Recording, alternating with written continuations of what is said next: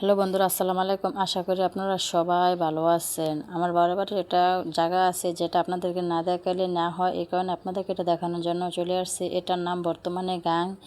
এই গাঙ্গের সীমানা কই থেকে শুরু হয়েছে, কই থেকে শেষ আসলে কিন্তু কেউ বলতে পারে না। এরকম মানুষে বলে যে 50-60টা গ্রাম নিয়ে কিন্তু এই গাংটা, এটা কই থেকে শুরু হয়েছে যেটা সীমানা কোনো কেউ এখনও বলতে পারে না। বর্তমানে এটা আমাদের সবাই গাং বলে, এটা গাং নামে পরিচিত। গাঙ্গের পাড় বললে সবাই এক নামেও চেনে। দূরের জায়গা থেকে কেউ বললো গাঙ্গের পাড়টা সম্পর্কে সবাই ভালোই জানে, কিন্তু এটা আসলে এখন বর্তমানে গাং, আগে এটা গাং ছিল না। আগে ছিল এটা একটা নদী।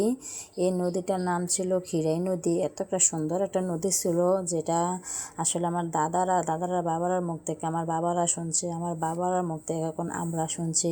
এটা আগের দিনের কথা, আগে যে আকাশ থেকে নাকি একটা তারা পড়ছিল, এই তারা পড়ার কারণে নদীর থেকে গাং হয়ে গেছে। এটা সত্য মিথ্যা জানি না, কিন্তু যেটা শুনছি সেটাই আপনাদের সাথে শেয়ার করলাম। আসলে এমন কিছু কিছু জিনিস আছে যেটা অবাস্তব হলেও বাস্তব। এটা গাঙ্গের এই পরিবেশটা বর্ষা সিজনের সবচাইতে বেশি সুন্দর। চারুগালা দিয়ে পানি থুই ঘুরে, অনেকে আছে খরা পাতে, খরা পাইতা মাছ ধরে আবার অনেক বিক্রি করে। আসলে অনেক সুন্দর। নৌকা দিয়ে কেউ মাছ ধরে, কেউ আবার আছে কারেন্ট জাল পাতে, বিভিন্ন ধরনের জাল পাতে নিয়ে অনেকে। তো এরকম কিছু ফ্যামিলি আছে যারা মাছ কিনে খাওয়া লাগে না, এমনি ধরে নিয়ে খাইলে তো পারে। আর আমরা তো আইসি বিকালবেলা প্রায় সূর্য অস্ত চলে গেছে। আর দিনের বেলা তো এত বেশি রোদ থেকে সেখানে আসাও যায় না। গাঙ্গের উপরে যে জমিগুলো আছে, অনেকে অনেক কিছু ফসল করে, যার যে জীবিকা নির্বাহ করে। আসলে সত্যি কথা কি, বাবার গ্রাম দেখতে এত একটা ভালো লাগে যে গ্রামে আমাদের জন্ম, বেড়ে ওঠা, যে গ্রামে আমরা বড় হয়েছি, সব কিছু এই গ্রামের আসলে মায়াটিকে ছাড়া যায় না। বাবার বাড়ির মায়াই অন্যরকম। আমাদের গাঙ্গের পাড়ের সাইডে কিন্তু বড় একটা মসজিদ, যেটা আমাদের এলাকায় খুব নাম করা। এটা হচ্ছে আমাদের দেবিদ্বার উপজেলার মধ্যে 2 নম্বর হয়েছে মসজিদের। এত সুন্দর, ভিতরটা কিন্তু অনেক সুন্দর। বাইরের থেকে আসলে বোঝা যায় না, আমি তো পিছনের থেকে ক্যামেরাটা ধরছি, সামনেটা কিন্তু অনেক সুন্দর। এটা আজ থেকে মনে হয় 20 বছর আগে মসজিদটা করছে 1.5 কোটি টাকা দিয়ে।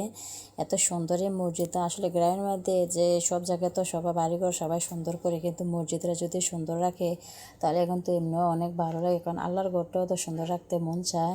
এখানে আসলে মনটা অনেক জুড়ে যায়। ছোটোবেলা কত দৌড়াতাম, কত আসতাম, খেলাধুলা করতাম, কত সময় কাটাতাম। এত একটা ভালো লাগে, কারণ এই পরিবেশটা, এই গাঙ্গের পাড় কিন্তু বিশেষ করে গরমকালে সবাই আসে।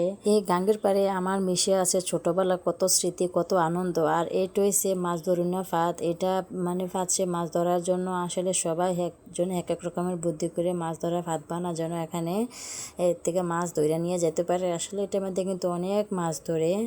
এই যে দেখেন চারুকলাদের কত সুন্দর পরিবেশ, কত শান্তিপূর্ণ একটা জায়গা, কোলাহল। ভিডিওতে তো সবকিছু আর দেখানো যায় না, যতখানি পাচ্ছি ততখানি দেখাচ্ছি। চেষ্টা করবো যে আরেকটা নতুন ভিডিওতে বর্ষার সিজনে আপনাদেরকে পুরো ভিডিওটা শেয়ার করার জন্য, যে বর্ষার সিজনে আমাদের গাঙ্গের পাড়ের পরিবেশটা কেমন থাকে। আজকে অনেকক্ষণ ঘুরলাম ফিরলাম, আপনাদের সাথে পুরো ভিডিওটা শেয়ার করলাম। নতুন আরেকটা ভিডিও দেখার জন্য আপনাদেরকে আমন্ত্রণ রইল। আজ এ পর্যন্ত, সবাই ভালো থাকবেন। আল্লাহ হাফেজ।